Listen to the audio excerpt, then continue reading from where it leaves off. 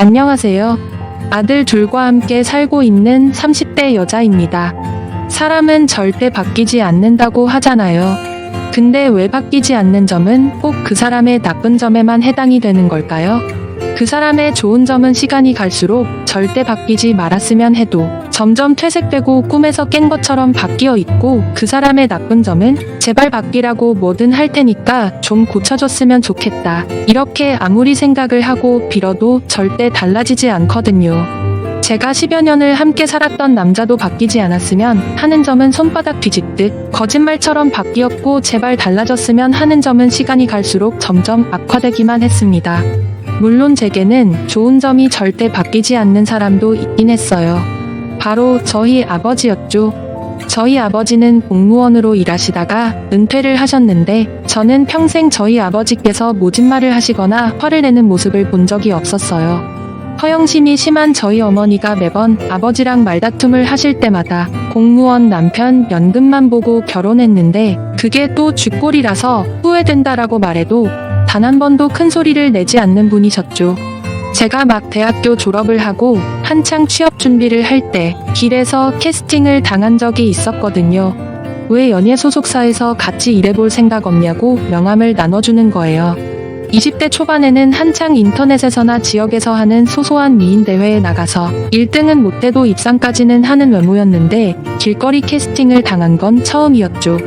한참 진로 정하고 취업 준비를 하는 중이라서 마음이 뒤숭숭해서 부모님께 말씀드리니까 어머니는 예쁘게 잘 낳아준 거 고맙게 여기고, 괜히 취업 준비한다고 시간 낭비하지 말고 연예인이나 하라고 하더군요. 연예인 가족이면 3대가 먹고 산다고, 너 써준다고 할 때 넙죽 엎드리라고요. 여기까지만 들어도 저희 어머니가 어떤 성격인지 잘 아시겠죠? 어머니는 아버지와 다른 의미로 참 바뀌지 않고 일관적인 분이셨어요. 저희 아버지께서는 괜히 조급해서 생각도 안 했던 일 시작하지 말고 아버지께서 얼마든지 뒷바라지 해줄 테니까 천천히 생각하라고 해주셨고요. 아버지는 정말 다정한 분이셨습니다. 그런데 그런 아버지도 전무후무하게 화를 내실 때가 있었어요. 바로 제 친오빠 문제로 말입니다. 오빠는 정말 알아주는 명문대를 나와 대기업에 입사한 수재였어요.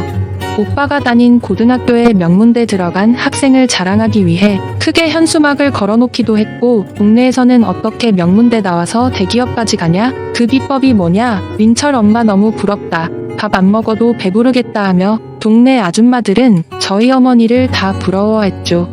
오빠의 성공은 콧대 높은 저희 어머니의 자존심을 충족시켜줬습니다.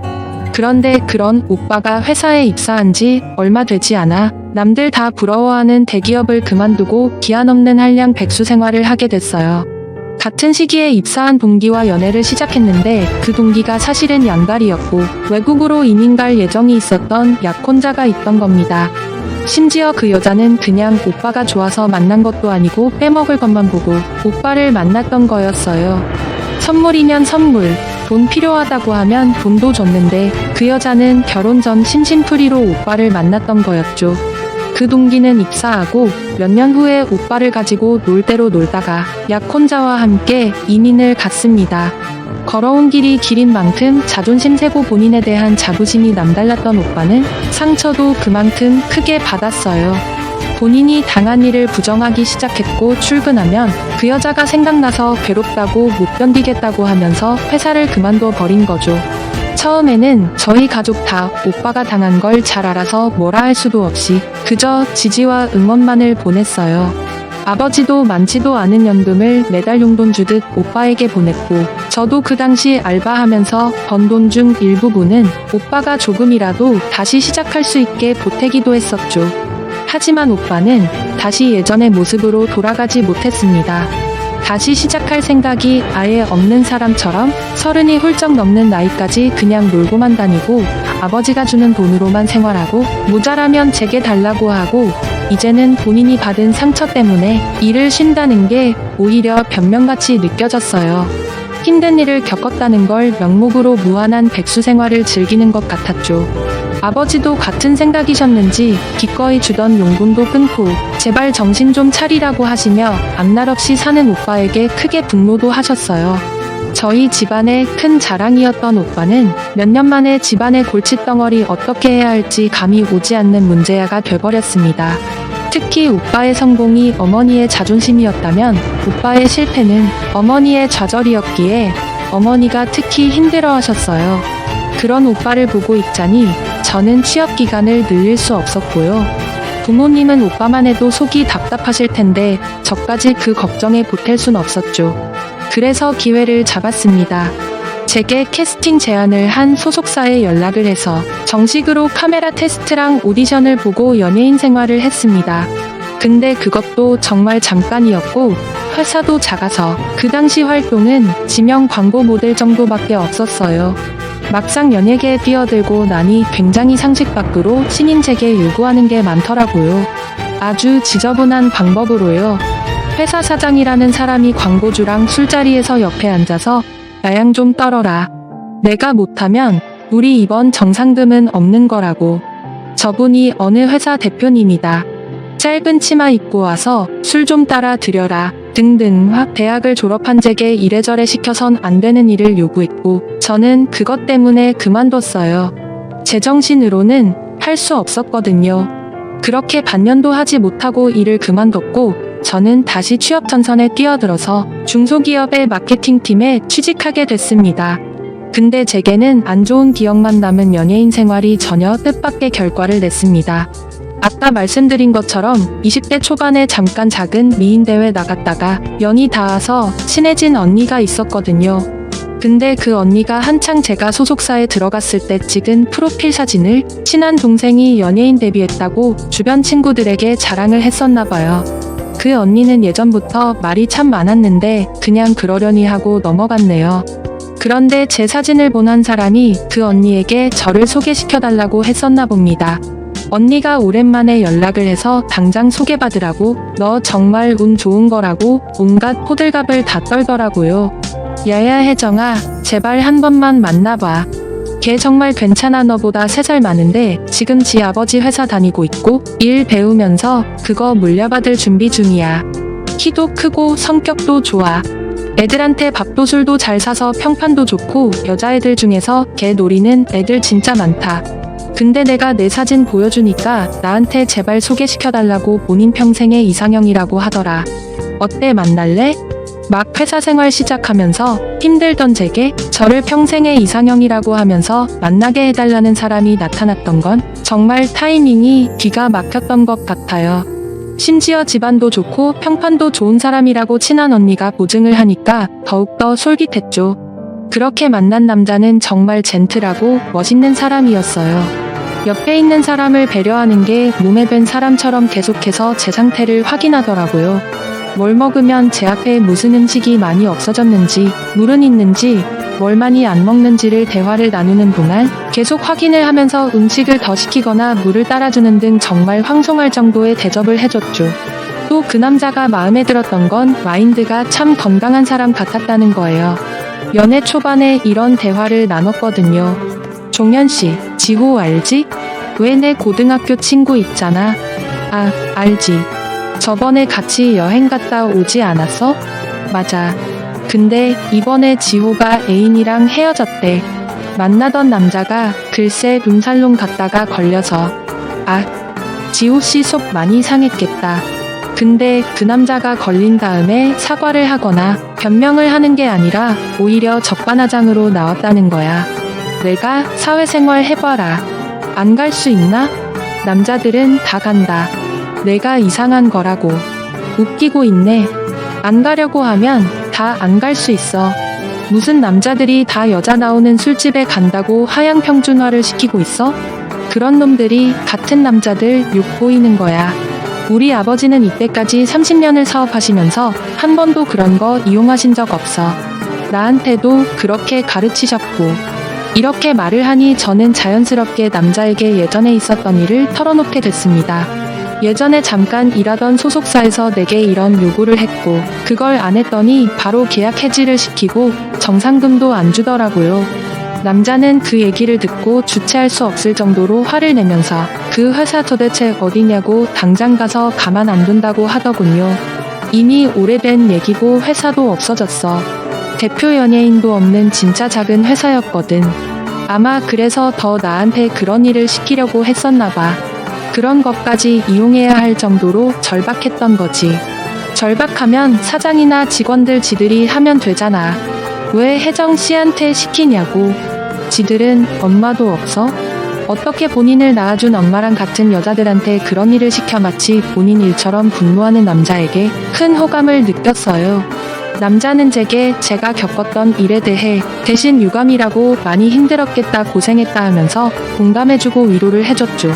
그렇게 마음도 잘 맞고 대화도 잘 통하는 사람과 9개월 정도 연애를 했는데 다른 부분도 잘 통했는지 제가 속도 위반으로 임신을 하게 됐어요. 딱히 그 남자와 결혼 얘기를 하지 않았을 때라 너무 놀라고 또 무서웠는데 남자는 제가 임신했다는 얘기를 힘들게 꺼내니까 당황하지도 않고 오히려 좋아하더라고요.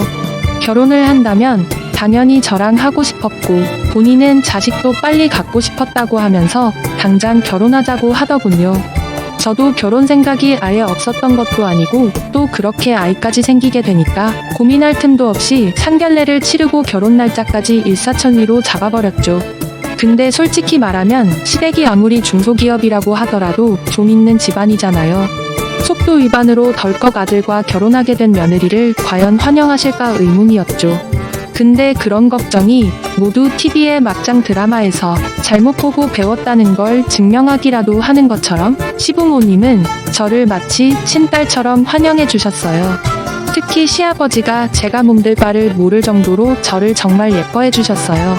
아유 정말 우리 혜정이가 우리 집 복덩이다. 복덩이 며느리도 빨리 보고 싶었고 손주도 빨리 보고 싶었는데 내 소원을 우리 혜정이가 다 들어주네. 그때는 거의 회사에서 은퇴한 거나 마찬가지였던 시아버지는 저희 아버지도 은퇴 생활을 하고 계시다고 하니까 환한 얼굴로 말씀하셨어요.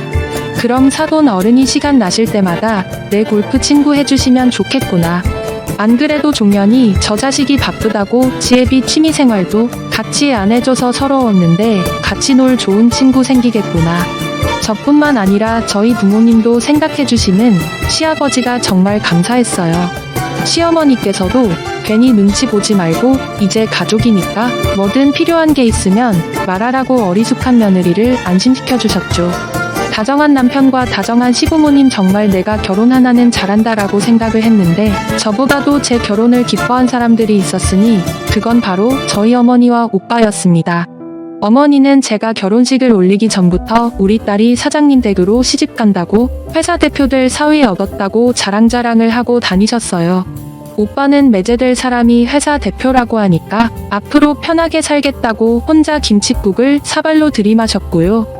물론 결혼을 하면서 행복하고 또 결혼 생활이 기대는 됐지만 동시에 솔직히 아버지를 제외한 제 가족이 혹시나 상대적으로 부유한 시댁에 조금이라도 폐를 끼치진 않을까 그런 걱정을 하기도 했습니다. 제 그런 걱정을 아는지 모르는지 어머니와 오빠는 가족으로 엮였다는 이유 하나로 시도 때도 없이 남편에게 부탁을 하고 요구를 했고 또 남편은 그걸 두 발 걷고 들어줬어요. 어머니의 허영심을 이런저런 값비싼 선물로 채워줬고 이건 나중에 안 거긴 하지만 오빠는 저 몰래 뒤에서 남편에게 돈을 빌리고 있더라고요. 결혼하고 2년 뒤에 알게 됐는데 남편의 지출 내역 중에서 법인카드 계좌가 아닌데 300, 500, 어떨 때는 1000까지 이체된 내역이 있더군요. 남편에게 물으니까 바로 저희 오빠가 급하다고 빌려간 돈이었습니다. 제가 그걸 알고 어찌나 창피해서 땅으로 꺼져버리고 싶었던지요.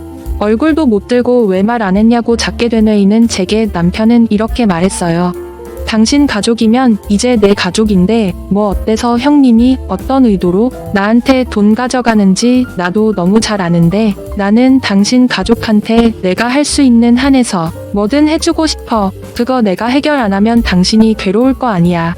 아무리 나중에 제가 괴로워져도 이제 두 번 다시 나한테 상해 안 하고 친정에 돈 보내지 말라고 말해뒀습니다. 특히나 오빠가 손을 벌리면 모른 척 하라고요. 남편도 알겠다고 했지만 후에도 저희 가족에게 무엇이든 해주고 싶어 하는 건 변함이 없었죠. 친정 식구 중에 유일하게 남편이 뭐 필요한 거 없으시냐고 물어도 난 됐으니까 그냥 우리 딸이나 챙겨라. 혜정이한테 잘하면 된다. 라고 말씀하시는 저희 아버지께 생신 선물로 차를 바꿔드린 것도 바로 남편이었습니다. 시아버지가 다니시는 골프장 회원권과 함께 골프채 세트도 선물해드리기도 했었고요. 아마 남편의 본인 사람이라고 생각하면 뭐든 퍼주고 싶어하는 성격은 시아버지를 꼭 닮은 것 같았죠. 특히나 시아버지께서는 제게 굉장히 후하시고 다정하셨어요. 제가 시아버지께 살갑게 자라긴 했었거든요. 시아버지가 심심하시다고 하시면 바로 튀어나가서, 이런 표현은 좀 그렇지만 함께 놀았어요. 근데 정말 말 그대로 시아버지와 저는 시부모님과 며느리 관계보다는 함께 놀면서 시간을 보내는 좋은 친구 같을 때가 더 많았어요. 시아버지는 노래 부르는 걸 되게 좋아하셨는데 시어머니도 남편도 노래하는 것도, 누가 노래하는 걸 듣는 것도 취미가 전혀 없었거든요. 근데 저는 노래는 못하지만 노래하는 것도, 또 옆에서 누가 노래하면 화음 넣고 옆에서 같이 춤추는 것도 좋아해서 시아버지께서 혜정아 오랜만에 노래방이나 갈까? 이렇게 말씀하시면 바로 아유 언제 물어보실지 기다리다가 못 빠지는 줄 알았어요. 하면서 팔짱 끼고 노래방으로 갔습니다. 한 번은 친구한테 시아버지랑 이거 했다 저거 했다, 우리 시아버님은 공주 막걸리 좋아하신다 등등 신나서 얘기를 막 늘어놓으니까 그 친구 하는 말이 야, 네 시아버지가 왜 너 예뻐하는지 알겠다라고 하더라고요.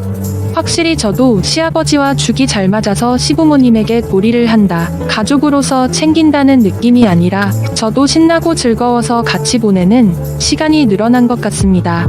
제게는 너무 당연하고 오히려 제가 좋아서 그런 건데 시아버지께서는 저의 그런 점을 애틋하게 생각하셨죠. 저희 아버지께서 급작스러운 심근경색으로 돌아가셨을 때 남편보다도 더 절 돌봐준 게 바로 시아버지시기도 하셨어요. 그리고 한 번은 제가 막 둘째를 낳고 한 3년 정도 지났을 때였어요. 첫째를 낳고 바로 2년 후에 둘째를 낳아서 제가 정말 첫째가 조금 말통하고 어느 정도 손이 안 갈 때쯤 다시 갓난쟁이 육아를 했거든요. 시아버지 회사를 물려받아 한창 바빴던 남편은 저와 함께 육아를 하고 싶었어도 불가항력으로 마음만큼 함께하지 못했고요. 그렇게 한 5년 정도 하루에 4시간을 푹 자지 못하면서 생활한 것 같네요. 가끔 친정어머니나 시댁에서 아이들을 돌봐주셔도 저절로 애들이 깨는 시간에 제 눈이 떠지더라고요. 아무튼 둘째가 3살이 됐을 때 시아버지께서 그해 제 생일고 혜정이가 일주일이나 자리 비우면 애들은 어떻게 해요? 참나 너 새벽에 혼자 몇 번씩 깨서 애들 좀 먹이냐? 몇 번씩 깨서 기저귀나 갈았어? 돈 번다고 죄다 혜정이한테 넘긴 놈이 일주일 혼자 못 본다고 우는 소리 할 거야? 혜정아 내가 사람 보내줄 테니까 애들 걱정하지 말고 가. 나도 종종 들러서 우리 손주들 볼 테니까. 그동안 참 고생했다. 앞으로 남은 시간 꾹 참고 더 노력해서 살자. 그러라고 보내주는 휴가야. 그 말을 듣고 얼마나 울었는지 모릅니다. 정말 친 부모님처럼, 아니 어쩌면 제 부모님보다 더 저를 이해해 주시는 게 바로 시아버지셨어요. 옆에서 남편이 툴툴대든 말든 시아버지는 걱정하지 말고 잘 쉬다 오라고 해주셨고, 저는 결혼하고 처음으로 휴가를 받고 심신이 축 늘어져 녹을 만큼 쉬고 왔습니다.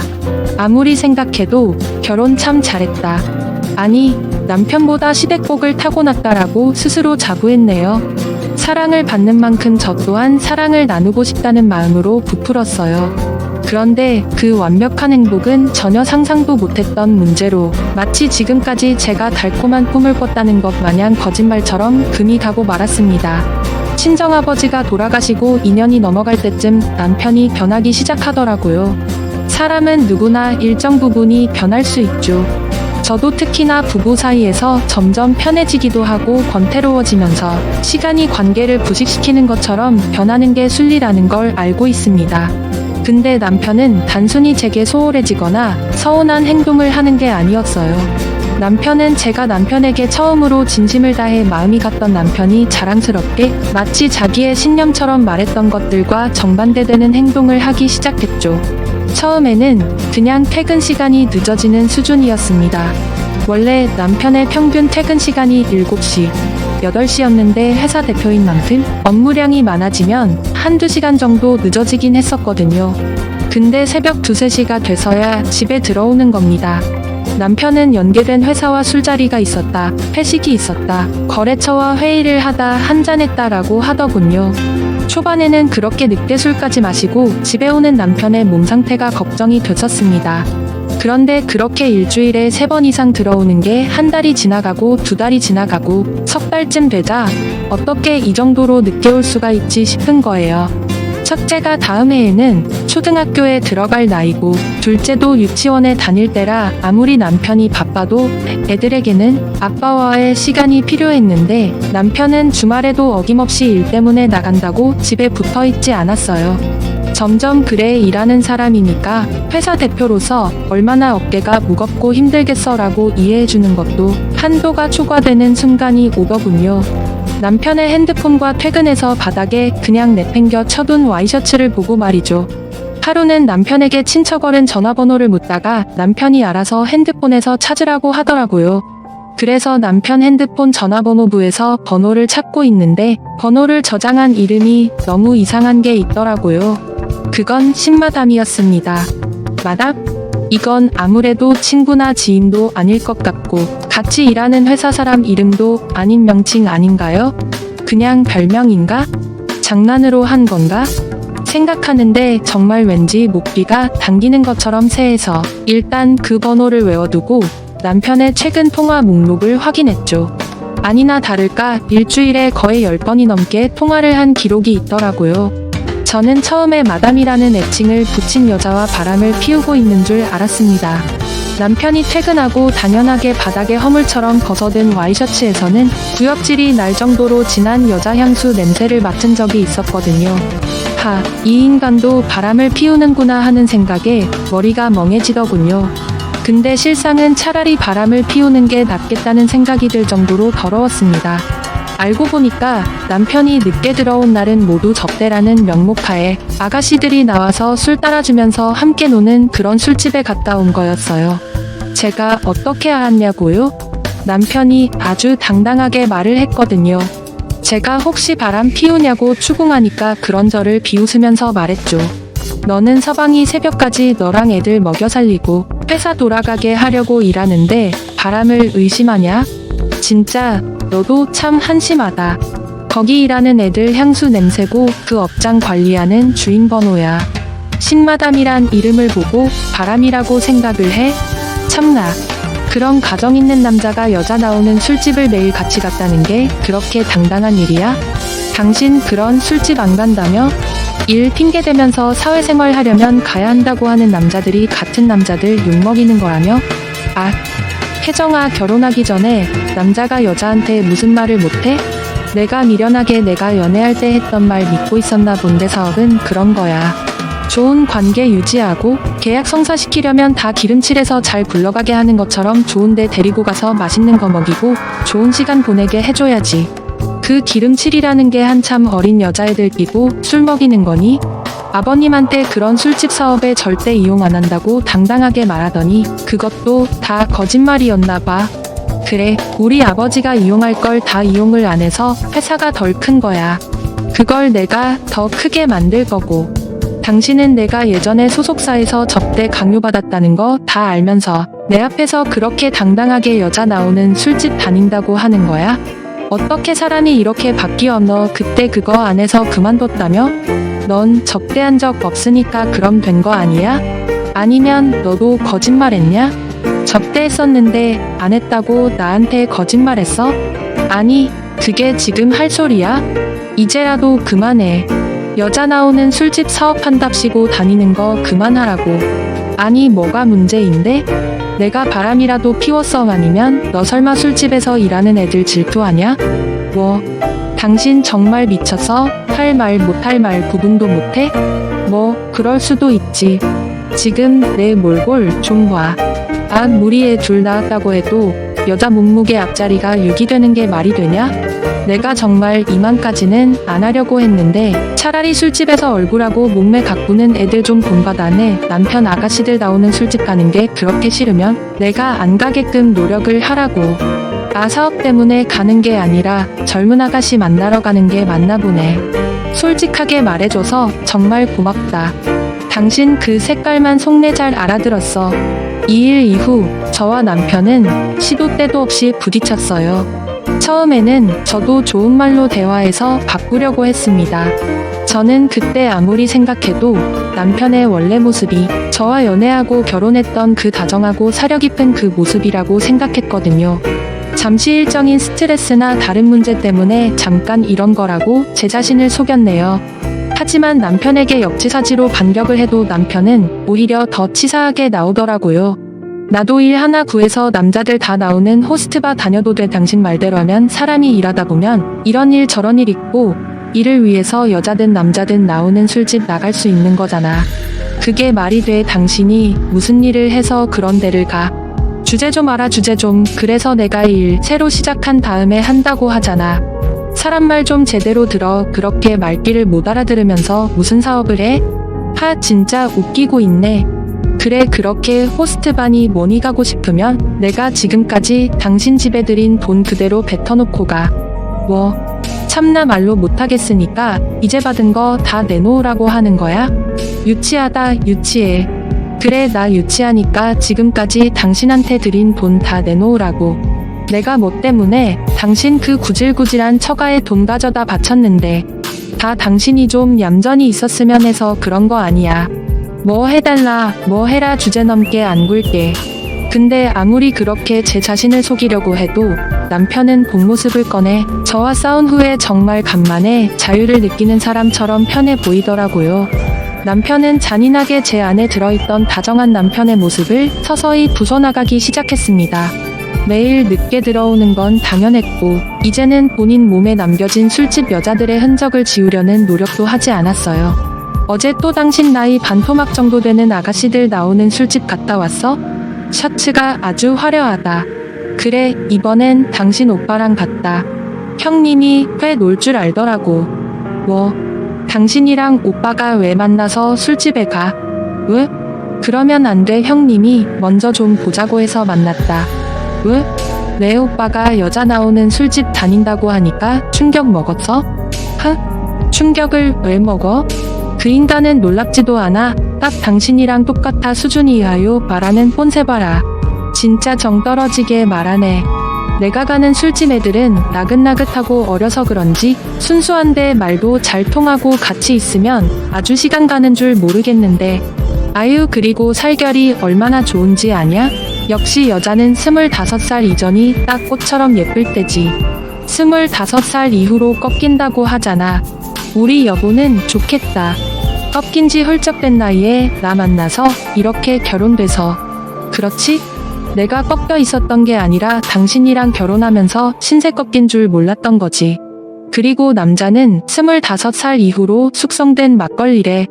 숙성되면 숙성될수록 누린내만 나고 마시면 숙취도 더러운 막걸리. 당신도 한창 누린내 심하게 날 때 나 만나서 유통기한 다 하기 전에 구대됐네?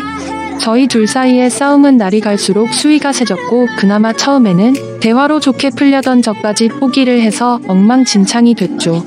그나마 남편은 나가서 사람 만나고 놀면서 스트레스를 풀고 집에서는 제게 시비를 걸면서 스트레스를 풀었지.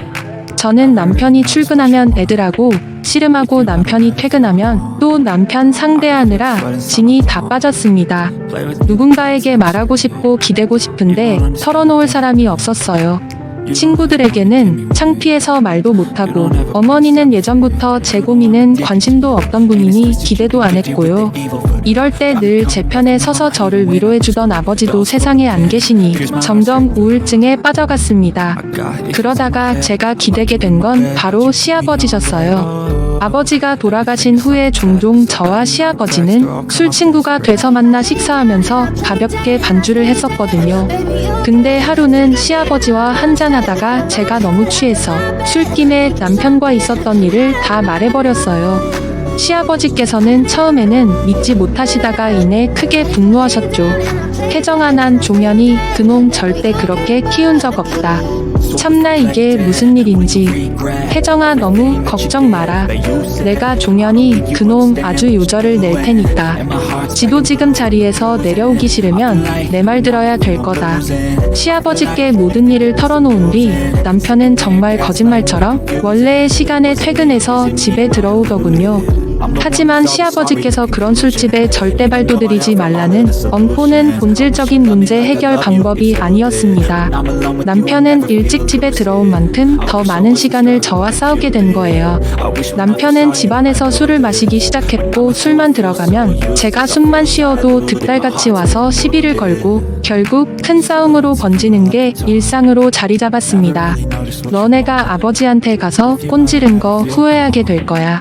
각오해라. 내가 밖에 있는 것보다 안에 있는 게 당신이 훨씬 더 괴로울 테니까. 남편은 제게 했던 말이 진심이었다는 듯 정말 저를 하루하루 괴롭게 만들었어요. 제가 청소를 하고 있으면 지나가다가 코푼 휴지를 그냥 바닥에 두고 가서 제가 한 곳에 모아 아예 남편 서류 가방에 넣어둔 적도 있고요. 저만 보면 뭐든 한 소리를 안 하고 지나간 적이 없었어요. 어차피 아버지 은퇴하고 회사도 내 거라서 아버지는 무섭지도 않다. 아버지 은퇴 공식화되면 너도 버릴 거라고. 그때까지 충분히 편안한 삶을 즐기라고 하고 너 같은 거 내가 결혼해 준 것만 하더라도 평생 은인으로 모셔야 하는데 주제를 모른다는 등 정말 듣기만 해도 스트레스가 쌓이는 말만 골라야 돼서 차라리 남편이 밖에서 술을 먹고 들어오길 바랬어요. 솔직히 그때라도 빠르게 갈라섰어야 했는데 저도 항상 그랬거든요. TV 프로그램이나 드라마에서 분명히 남이 보기에는 이혼을 벌써 했어야 했는데 당사자가 포기를 못하는 걸 보면 어휴 답답해하면서 정신 차리라고 하면서 그 당사자의 마음을 전혀 이해하지 못했고 또 하고 싶지도 않았어요. 근데 제가 그 당사자가 되고 나니까 알겠더라고요.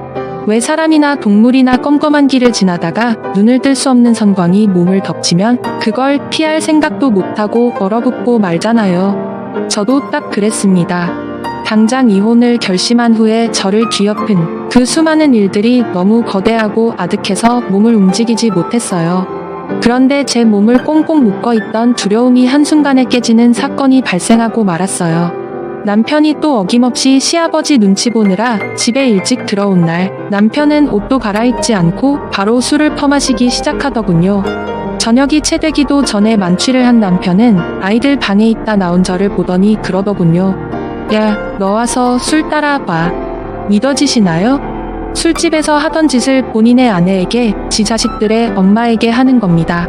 제가 기도 안 차서 무시하고 제 할 일 하니까 고래고래 소리를 지르고 나 무시해? 너 지금 나 무시하냐? 라고 눈알이 돌아서 말을 하더군요. 그래, 상대하기도 싫어. 입으로 내뱉으면 안 되는 말 구분도 못할 정도로 마셨으면 제발 자. 어디 부딪혀서 기절이라도 하든가. 나는 진짜 내가 너 같은 애랑 왜 결혼했는지 모르겠다. 내가 뭐 볼 게 있냐? 뭐 집안이 좋아? 직업이 좋아? 말을 예쁘게 해. 그나마 볼 건 얼굴이랑 딱 몸매였는데 그것도 애 낳고 다 망가지고. 너 같은 건 그냥 처음부터 나랑 마주쳐서도 안 됐어. 그래, 볼만한 건 하나 없이 그저 부모 잘 만난 당신이 할 얘기는 아니지만 당신이랑 나랑 공통점이 있네. 나도 후회해. 당신 같은 인간 만난 거 그나마 당신이 덜 억울한 게 당신이 내 사진 한 장만 보고 만나고 싶다고 나대지만 않았어도 우리 안 만날 수 있었어. 제가 그렇게 말하고 돌아섰는데 그 몇 초의 순간 뒤에서 강하게 제 몸이 밀쳐지는 통증이 느껴지더니 제가 바닥에 엎어지고 말았습니다. 술 먹다 말고 남편이 어디서 핀트가 나간 건지 저를 마구잡이로 폭행하기 시작한 거예요. 남편은 너 같은 건 맞아야 정신을 차린다. 내가 너 후회할 거라고 했지 하면서 저를 때렸고 순간 손바닥에 찢어지는 통증이 느껴져서 보니까 남편이 먹던 술병을 깨뜨려서 휘두르다가 제 손바닥을 그은 거였어요. 저는 피를 보고 나서 정신을 차렸고 남편을 밀치고 일어나 핸드폰을 잡고 119에 신고를 하고 이어서 112에도 신고를 했습니다. 구조대원들이 올 때쯤 남편은 이미 술에 골아떨어져서 거실 바닥에서 자고 있었고 저는 홀로 응급실로 실려갔어요. 병원에서 저는 전치사주 진단을 받았고 진단서를 끊고 병원에서 나오자마자 제 온몸 곳곳에 든 멍과 터진 입술, 이마, 그리고 열바늘을 넘게 꿰맨 오른손을 사진으로 찍어 남겼어요. 그리고 바로 함께 응급실에 갔던 경찰과 경찰서로 갔고요. 먼저 와 있던 남편은 술 기운에 정신을 못 차렸고 경찰은 당장 조사가 불가능하니까 남편이 술에서 깨면 그때 다시 이야기를 하자고 하더군요. 혼자 집에 와서 몸에 든 상처를 살피다 보니까 머릿속에서 뭔가 무너지는 듯한 기분이 들더군요. 지금까지 정말 행복했다고 느끼고 결혼 참 잘했다고 스스로 자부했던 모든 게 무너지는 것 같았죠. 집안은 제가 나가기 전과 같이 난장판이어서 저는 다친 팔로 일단 집안부터 치웠어요. 그러다가 주체할 수 없는 서러움에 엉엉 울었습니다. 당장 누군가에게 털어놔야 이 감정이 해소될 것 같아서 저는 홀린 것처럼 휴대폰을 들고 전화를 걸었어요. 그래도 무조건적으로 제 편이 되어줄 사람, 바로 저희 어머니였죠. 어머니는 전화를 받자마자 울음을 터뜨리는 제 목소리를 듣고 놀라시더니 곧장 저희 집으로 달려오셨어요. 어머니는 얼굴이 엉망인 절 대신해서 애들 아침밥을 챙겨주시고 유치원에 등원을 시켜주셨어요. 그리고 절 앉혀두고 자초지정을 물으셨습니다. 저는 말도 제대로 못할 정도로 끄끄거리면서 지금까지 남편과 있었던 일을 다 말했고 더는 이렇게 살고 싶지 않다고 했어요. 어머니는 한참 제 말을 가만히 들으시다가 문득 이렇게 말하셨고 저는 제 귀를 의심했어요. 난 또 무슨 큰일 난 줄 알았네. 이게 사이에게 맞아서 얼굴이 얼룩덜룩한 딸에게 할 소린지 저는 한순간 제가 잘못 들은 줄 알고 되물었죠. 엄마, 그게 무슨 소리예요? 이게 큰일이 아니란 소리예요? 예, 바람나서 밖에서 살림 차린 것보다 차라리 룸살롱인지 먼지 가는 게 훨씬 낫겠다. 그리고 너 그거 보기에만 화려한 거지 얼마 맞지도 않았구만. 엄마, 나 전치 4주 나왔어요. 손도 빼맸는데 엄만 딸이 사위한테 맞았다는데 할 소리가 그것뿐이에요? 나 때는 남편한테 안 맞는 여자가 없었어. 박서방이 원래 그런 사람이니? 아니잖아. 술이 웬수다, 술이 웬수야. 행여나 이 일로 갈라서 생각하지도 마라. 이게 어디 헤어질 일이냐? 그럼 뭐가 헤어질 일인데요? 엄마는 내가 힘들어서 불렀는데 딸 힘들게 한 사람 편만 들고 이게 대체 뭐예요? 엄마는 그저 사위가 돈 많고 잘나서 엄마 딸 때리는 것도 다 용서하는 거예요? 아, 혜정아 잘 들어. 지금 내 오빠가 드디어 하고 싶은 거 생겼다고. 박서방한테 투자금 달라고 해서 박서방도 알겠다고 한 상황이야. 너 내 오빠가 몇 년간 얼마나 괴롭게 산지 잘 알잖아. 남보다 못한 거 하나 없던 내 오빠가 계속 저렇게 빌빌거리면서 살길 바래? 혜정아, 가족들 생각해라. 나나 내 오빠, 애들 생각하란 말이야. 너 혼자 참으면 다 해결될 일을 이렇게 어렵게 만들어야겠니? 애초에 이런 인생 살기 싫었으면 그냥 남자로 태어났어야 돼. 여자로 태어난 이상 감수해야 할 상황이고. 너 머리 식히고 잘 판단해. 그러다 보면 또 상황 좋아질 거고. 저는 어머니의 얘기를 가만히 듣다가 조용히 말했습니다. 나가라고. 내가 실수를 했다고. 뭘 기대하고 어머니를 부른지 모르겠다. 얼굴 보고 싶지 않으니까 나가라고 했어요. 어머니는 집을 나가면서도 끝까지 저한테 생각 잘하라고 마치 경고하듯이 말을 덧붙인 다음에서야 제 눈앞에서 사라졌죠. 더 웃긴 건 다음날 친정 오빠가 집에 온 거예요. 어머니랑 똑같은 소리를 하기 위해서 말입니다. 본인은 정말 내일 남편이 줄 투자금이 필요하니까 괜히 할방 놓지 말고 잘 생각하라고 하면서 이렇게 말하더군요. 너 알지 모르겠는데 엄마 지금 만나는 남자 있어. 그 남자랑 같이 살지 박서방한테 부탁한다고 뒤에만 보고 있는데 너 하나 때문에 나나 어머니나 한순간에 망할 수 있어. 그거 알고 이렇게 유난 떠는 거야? 제발 나랑 엄마 좀 살려주라. 남편은 끝까지 저를 굴복시키고 마음대로 하기 위해 오빠에게 투자금을 준다고 한 겁니다. 제가 차마 가족을 포기하지 않는다고 생각한 거죠. 또 동시에 어머니도 오빠도 행여 제가 가족을 내치지 않고 스스로를 희생할 거라는 걸 기대하는 겁니다. 양쪽에서 저를 사람 취급도 안 하고 재물 취급하는 것 같아서 구역질이 다 날 지경이었어요. 그날 저녁 남편은 집에 들어와서 제게 어떻게 너는 남편을 경찰에 신고를 할 수 있냐. 더는 못 참는다고 너랑 내 친정 이제 일절 어떤 도움도 안 줄 거라고. 이혼만 하면 맨몸으로 내쫓고 남은 인생 고통스럽게 만들겠다고 기리기리 날뛰길래 아무렴 당신이랑 얼굴 마주보고 사는 것보다 더 고통스러울까라고 제가 맞받아치니까 부들부들 떨다가 분을 못 이기고 집을 나가버리더군요. 남편이 혼자 북치고 장구치면서 화만 내는 모습을 보고 혼자 남은 저는 더는 지체하고 싶지 않아서 제 몸에 난 상처들과 진단서를 찍은 사진을 시아버지에게 보냈어요. 남편이 저를 때렸고 더 이상은 이 사람과 살 수 없다는 내용도 함께 보냈죠. 몇 분 지나지 않아서 시아버지에게 연락이 왔어요. 지금 어디냐고 당장 얼굴 좀 보자고 하셔서 집으로 오시라고 했고 30분도 안 돼서 집에 온 시아버지께서는 제 얼굴을 보자마자 다리가 풀리셨는지 주저앉아서 눈시울을 붉히셨습니다. 그리고 제 얼굴에 난 멍이랑 상처를 보고 연신 아이고 이 일을 다 어쩌니 이걸 어쩌니라고 하셨고요. 시아버지는 제가 입을 떼기도 전에 먼저 말씀하셨습니다. 혜정아, 이혼해라. 내가 아무리 내 자식이어도 이런 짓까지 할 줄은 몰랐다. 내가 말하면 그래도 알아들을 거라고 생각을 했는데 내가 너무 안일했지. 미안하다 혜정아.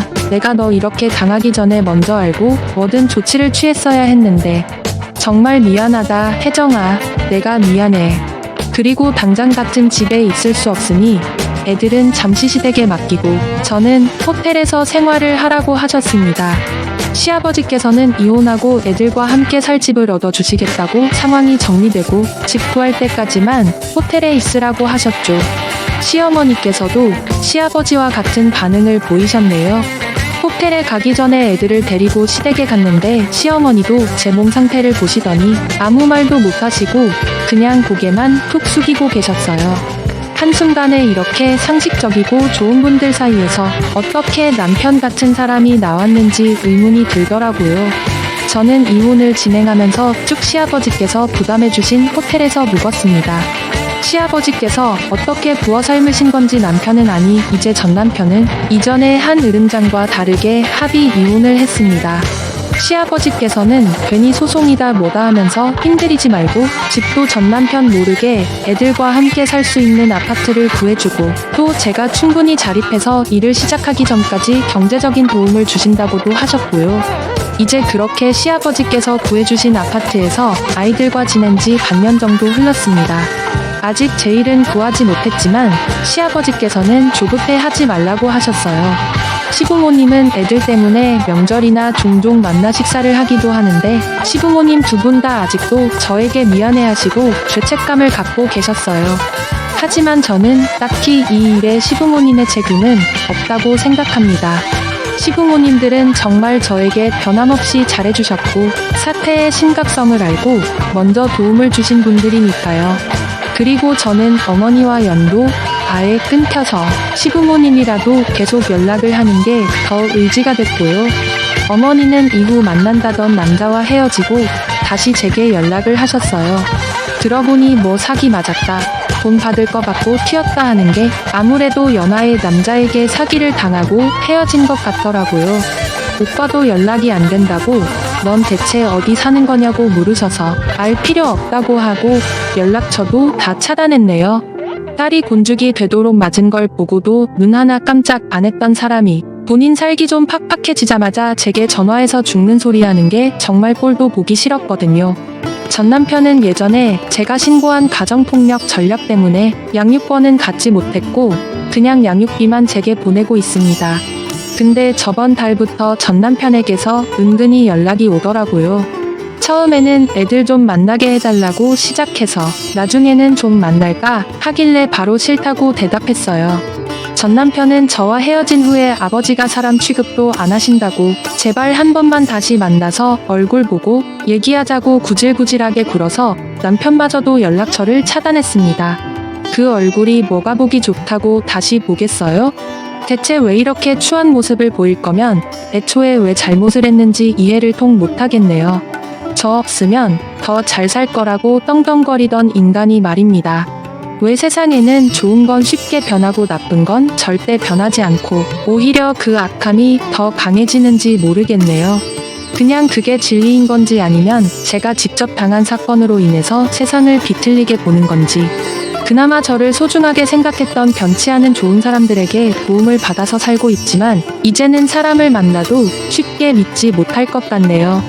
아무리 얼굴을 맞댄 시간이 지나고 또 관계가 깊어져도 말입니다. 저의 회의적인 이야기를 들어주시느라 고생 많으셨습니다. 물론 세상에는 변하지 않은 좋은 게 있기에 그나마 숨을 쉬면서 살아갈 수 있는 거겠죠. 저 또한 제가 사랑하는 사람에게 변하지 않은 좋은 사람이 되기 위해 노력을 해야겠어요. 이야기를 들어주셔서 감사합니다. 여러분의 좋은 점이 결코 변하지 않기를 바랍니다.